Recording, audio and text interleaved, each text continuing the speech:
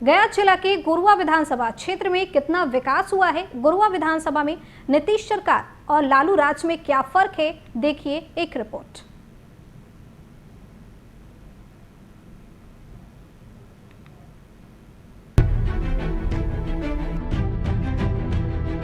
गया जिले के गरुआ विधानसभा क्षेत्र में क्या 15 सालों में परिवर्तन हुआ है? हमारे क्षेत्र में नहीं हुआ तो जो यहाँ के कारपरदार थे, हमारे जो एमएलए थे, किसी ने इसका ध्यान नहीं दिया। सबसे बड़ी बात है कि बुनियादी समस्याओं पर ध्यान देने वाला, दिलाने वाला कोई मुख्यमंत्री नहीं हुआ अपने विधायकों को प्रेरित करने के लिए कि आप ये काम करिए। रोजगार देने के लिए हमको स्मॉल स्केल इंडस्ट्री बनाना है, कॉटेज इंडस्ट्री बनाना है। हमारा कहना है कि अभी तक गुरुआ विधानसभा में एक भी सदर हॉस्पिटल क्यों नहीं खुला? बेहतर अभी तक 70 साल में किसी ने नहीं किया, ये हम दावे के साथ हैं। बिहार के पैमाने पर जो काम नहीं हुआ वही हुआ गुरुआ विधानसभा क्षेत्र में। ये गुरुआ विधानसभा क्षेत्र है। गुरुआ विधानसभा में 3 प्रखंड है, गुरुआ, गुरारू, परैया। स्वास्थ्य के क्षेत्र में कोई खास परिवर्तन नहीं हुआ है। खास करके गुरारू में आप देख रहे हैं यह स्कूल का भवन है, स्कूल का भवन में ही यह अस्पताल चल रहा है। तो ऐसी स्थिति में आप खुद समझ सकते हैं कि परिवर्तन तक कहाँ तक संभव हुआ है। इसलिए परिवर्तन तो इसको नहीं कहा जाएगा।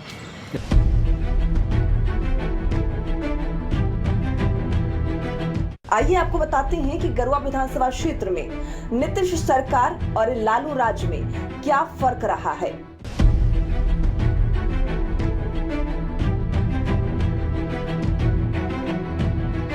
अरे स्फटिक साफ है भाई।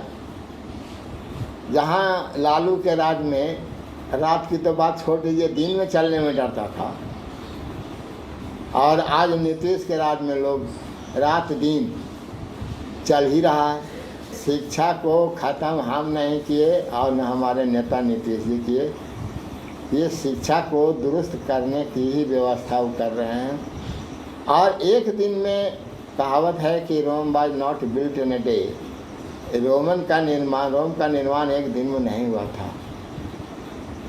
इसलिए कोई व्यवस्था अच्छी थी नहीं, न सिंचाई की अच्छी व्यवस्था थी, न खेती की अच्छी व्यवस्था थी, न पढ़ाई की अच्छी व्यवस्था थी, न दवाई की अच्छी व्यवस्था थी, न दुकानदार जो हैं दवा बेचने वाले उनकी स्थिति अच्छी थी, कंपनी जो है दवाई मेकर्स उनकी स्थिति नहीं थी। यहाँ तो बात बात पर रंगदारी देना था, रंगदारी टैक्स देना था।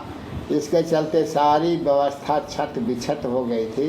ये तो भला हो बिहार का कि 2005 में नीतीश कुमार का आगमन हो गया और इन्होंने अपनी सूझबूझ से, मुस्तैदी से और अन्य लोगों के सहयोग से, जो विभिन्न प्रकार के एक्सपर्ट्स हैं, उनसे राय लेकर के आप बिहार को पटरी पर लाने का काम किया।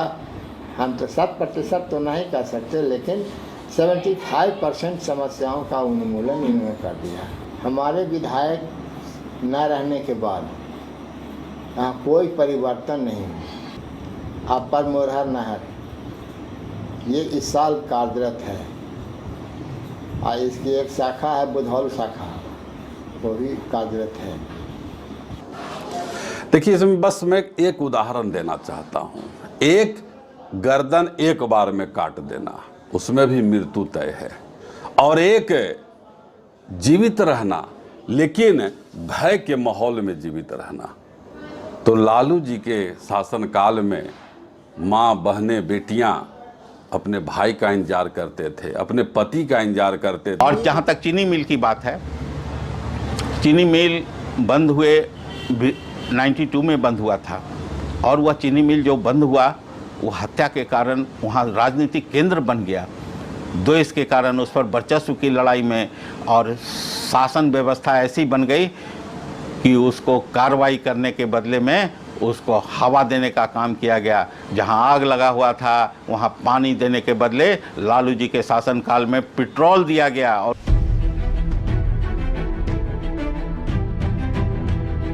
यहाँ पे आज भी सरकारी अधिकारियों के पास भवन नहीं है।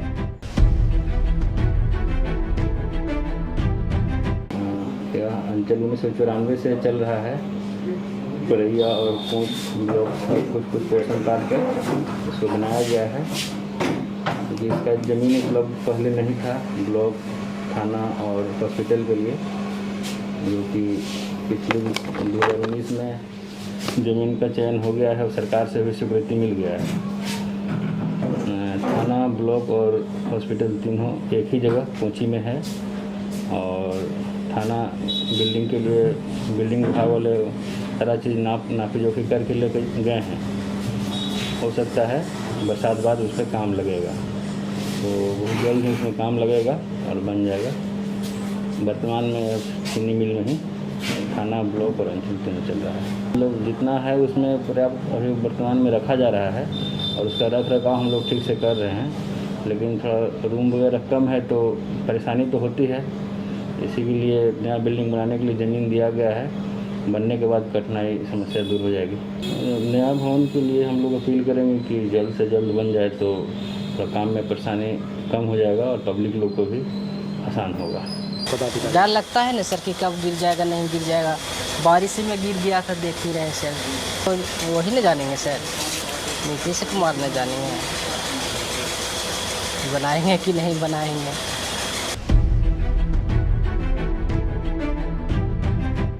गरुआ थाना, अंचल, सरकारी अस्पतालों की उचित व्यवस्था नहीं होने के कारण लोगों में उदासीनता है।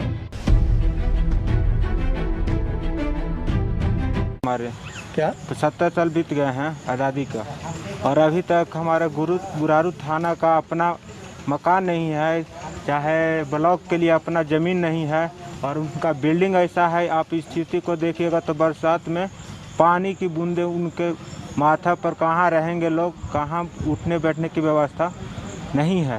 ये गुरुआ विधानसभा क्षेत्र है। गुरुआ विधानसभा में 3 प्रखंड है, गुरुआ, गुरारू, पुरैया। स्वास्थ्य के क्षेत्र में कोई खास परिवर्तन नहीं हुआ है। खास करके गुरारू में आप देख रहे हैं यह स्कूल का भवन है, स्कूल का भवन में ही यह अस्पताल चल रहा है। गुरारू प्रखंड में खास करके सरकारी एक भी भवन नहीं है। यहाँ न थाना का भवन है, न हॉस्पिटल का भवन है, न ब्लॉक का भवन है। चीनी मिल किसानों को आज तक नहीं मिली। हालांकि 15 सालों पहले सरकार ने वादा किया था कि गरीबों को बेरोजगारी खत्म करने के लिए चीनी मिल की शुरुआत की जाएगी।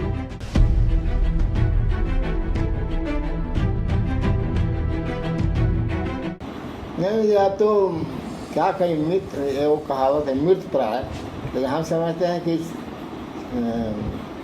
गुरारू चीनी मिल पूरी तरह से मर गई। अब उसमें किसी कर्मचारी को मकान देना, उनका वेतन देना,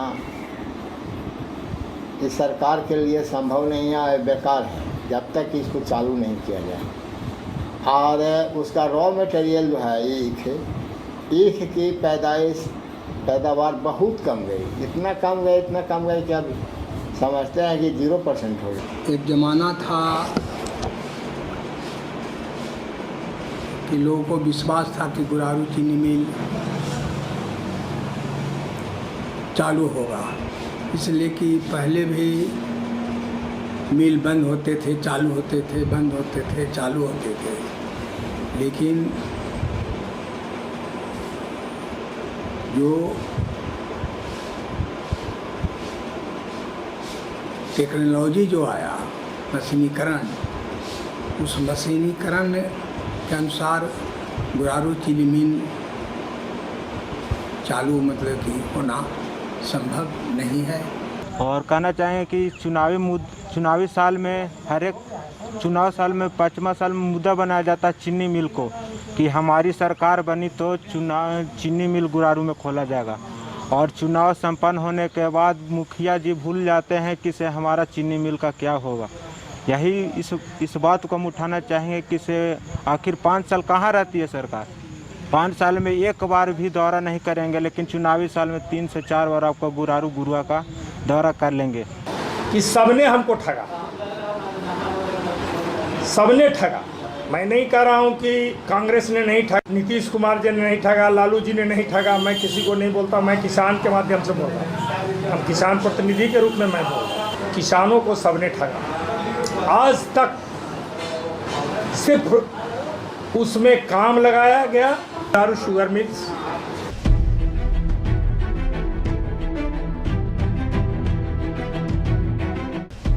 नल जल योजना, प्रधानमंत्री आवास योजना, उज्ज्वला योजना, आयुष्मान भारत गरीबों को आज तक यहाँ नसीब नहीं हुई।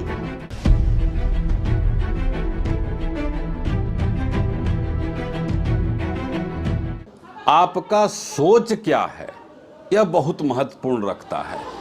जैसे मैं एक उदाहरण देता हूं, जल नल योजना, कई खामियां लोगों के द्वारा सामने लाया गया, लेकिन इसके पीछे जो सोच है इसको जानना होगा।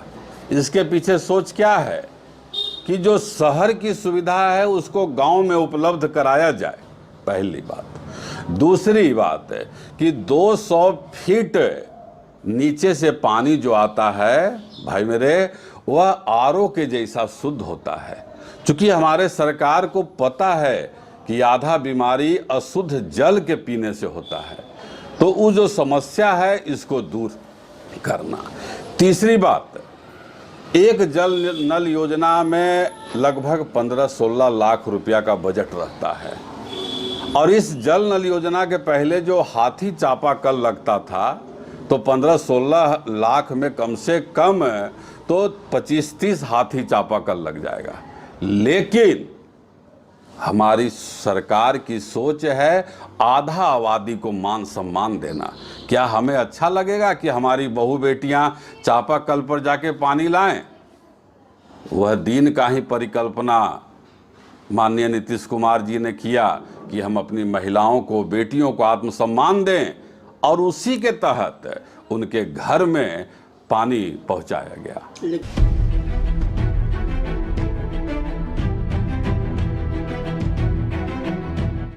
हालांकि बिजली और सड़क से जनता को लुभाने का काम सरकार के नेता यहां करने में लगे हुए हैं।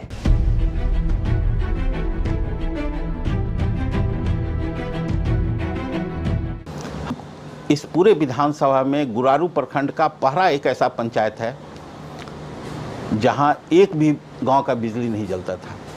पहरा पंचायत के किसी भी गांव, टोहला, मोहल्ला में एक भी गांव में बिजली नहीं जलती थी।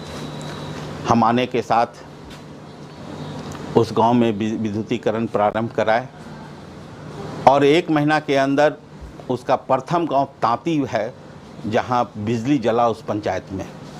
सिंचाई में एक सुधार हुआ है कि यहाँ बिजली कम से कम 21-22 घंटा मिलती है।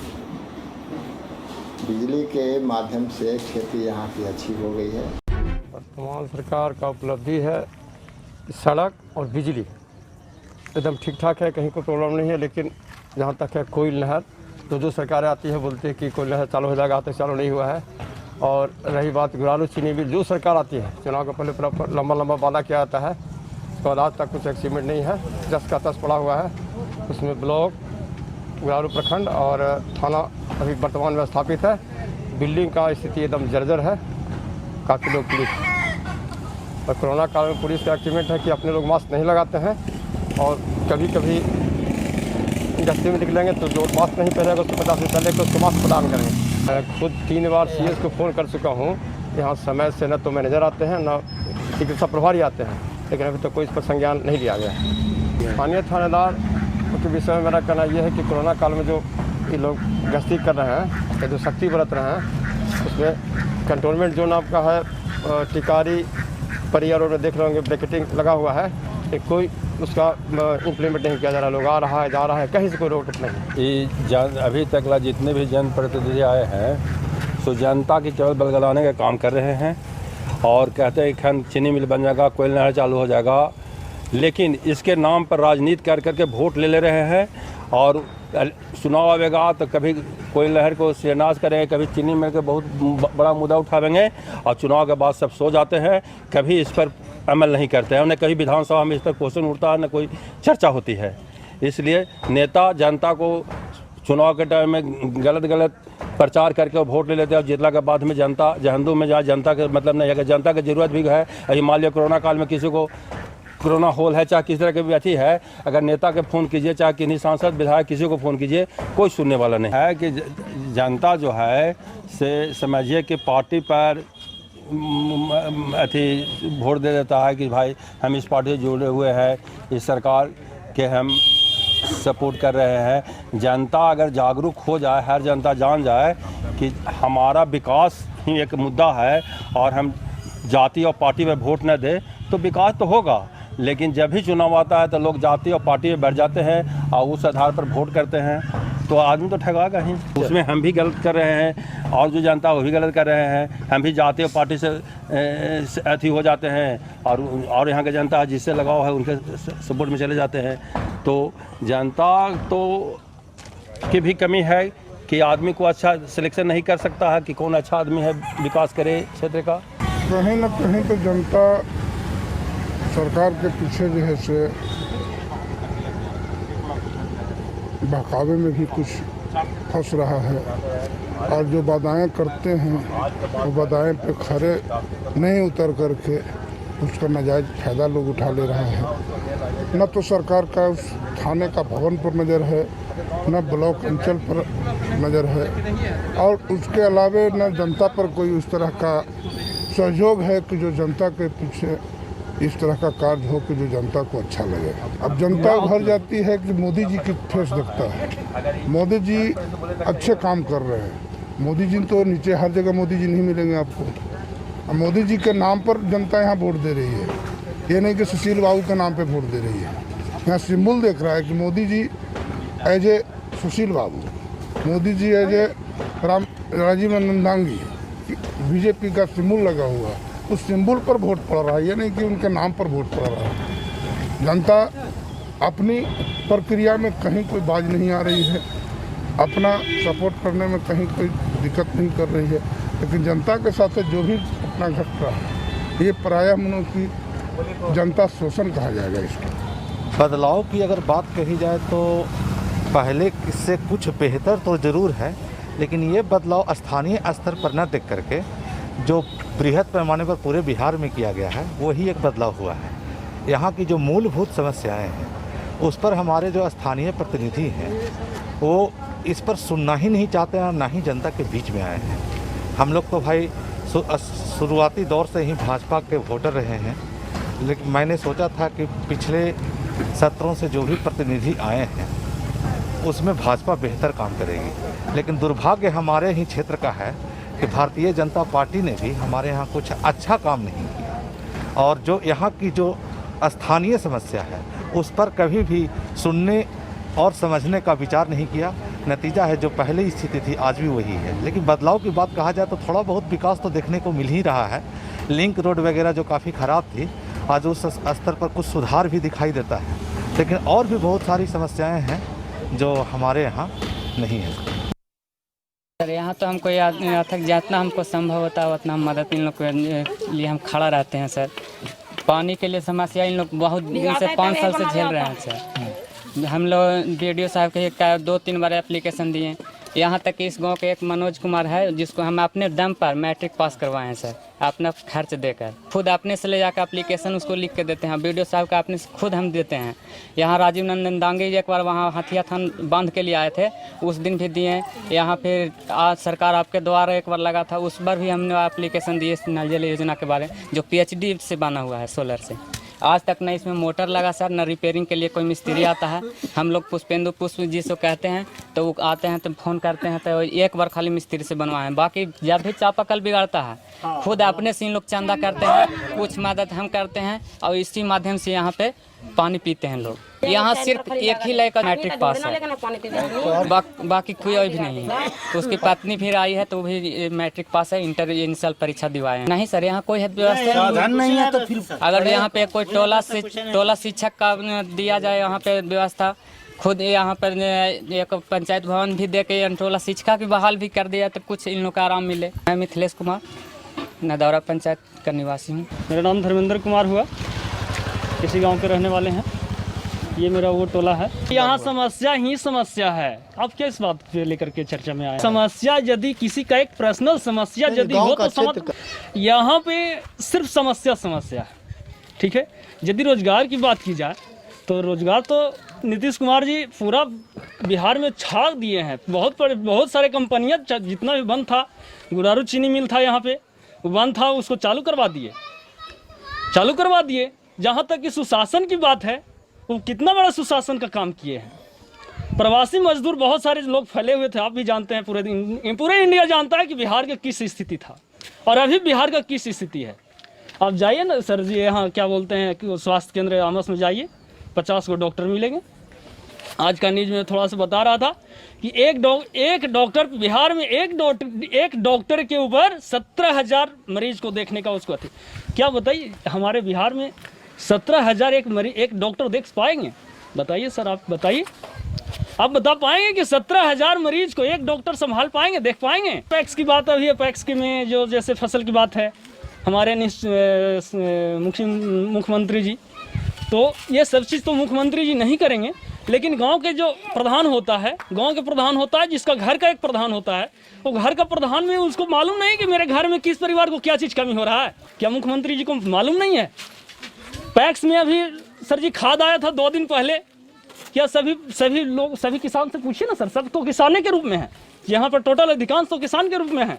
किनको की खाद मिला है? क्या पैक्स में कभी खाद नहीं आया है? तो हमारे नहर तो ये कोयल नहर का जो प्रवेश किया है ना सर, आए होंगे, रास्ता में नजर आया होगा कोयल नहर, तो कोयल नहर है तो जुटिए गया सर, उसमें तो पानी एकदम पूरा आ रहा है। देखिए सरेट, मान लेते हैं सर जी कि हमारे गाँव में सिर्फ एक तो जंगल था, लोग बदनाम किया कि MCC का यहाँ गढ़ है, चाल्हो बेल्ट बदनाम है, लेकिन चाल्हो बेल्ट जयपुर के लिए कश्मीर है सर, कश्मीर। ये कश्मीर से कोई कम नहीं है। सरेटर जाकर पूछिए पूरा कितना धान रुपाया सर, लेकिन हमारे जगह पे कोई एक खेत भी है खाली। तो कश्मीर कौन लोग कहते हैं कि उसको चाल्हो बेल्ट के नाम से प्रसिद्ध है, MCC है। यहाँ तो कुछ भी ऐसा नहीं है। उसको पूरा मालूम होता है घर के प्रधान को कि मेरे घर में क्या चीज़ चर्चा चल रहा है। क्या मुख्यमंत्री जी को मालूम नहीं है? क्या यहाँ रेप कम गई है, बलात्कार कम गई है सर? इस चीज का किस माध्यम से कहते हैं कि सुशासन का सरकार चल रहा है? हमारा बंसी चौधरी नाम है। आए थे विधायक, MP साहब, हाँ MP साहब भी आए थे ना, और DM, ये सब आए थे और लिखा पढ़ी करके ले गए। इंजीनियर आए, कहीं इनकी बोली से हो गया पास, बना जाएगा, लेकिन सर हम लोग मर रहे हैं अभी तक की कोई आशा नहीं है, कोई दिखाई नहीं दे रहा। इससे हम लोग का विकास का रास्ता मिलेगा सर, पेट भरेगा, और इसके बिना हम लोग मर रहे हैं। यह क्षेत्र तो चाल्हो पहाड़ के नाम से, गुरुआ थाना के चाल्हो पहाड़, ये नक्सली का नाम था ये ना, इसलिए चाल्हो इसका प्रसिद्ध हो गया। और ये बांध का हम लोग का बना जाए तो अति सुंदर, और नहीं यदि बनाएगा सर तो हम यहाँ नहीं एकदम DM कोठी तक आत्मदाह कर लेंगे।